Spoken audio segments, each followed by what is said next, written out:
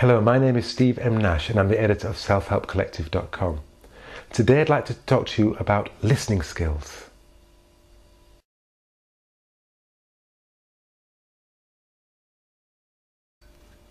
And I'm going to share what Peter Murphy says about listening skills, namely 11 unusual tips for great listening skills.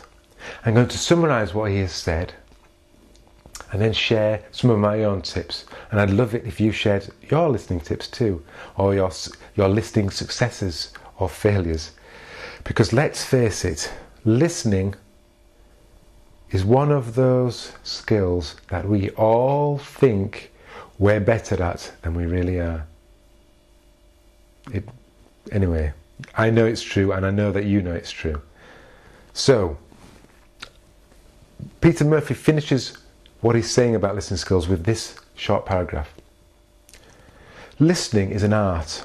It is the bridge to understanding. When we are listened to, it molds us, makes us unfold and expand.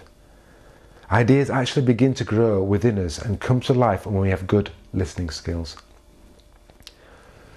When you listen to somebody, truly listen, it is a gift. You give that person a gift. It's the gift of love. There's no other way to describe it. When you truly listen to them, when they feel truly heard, you are blessing them.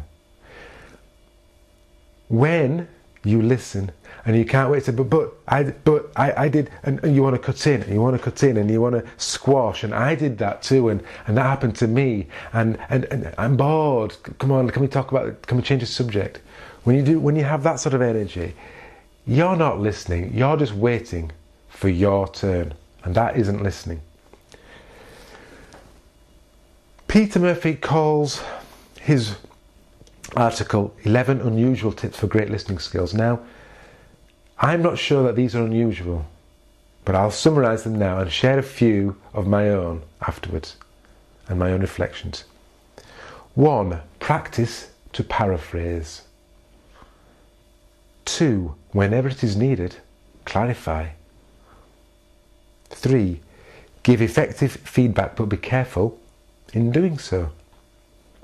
4. Always be aware of body language. 5. Concentrate.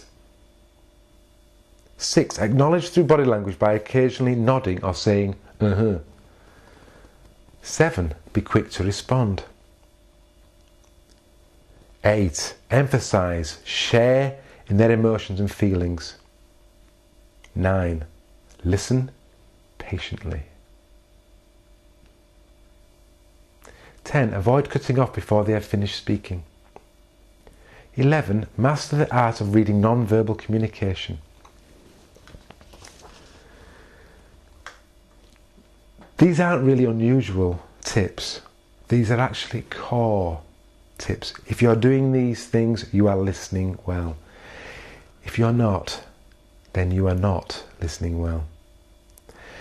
I did a little bit of training for a UK-based organisation recently called Samaritans. The website is samaritans.org. Their mandate, or their mission, is to reduce the number of suicides in the UK, and they do that via providing a listening service via telephone, text messages or email. Now, I did the training, and very early on, it was clear to me that a fundamental part, the main part of Samaritans, apart from confidentiality, was listening. And we had to do some role play where somebody had a problem, and we had to listen. And we didn't have to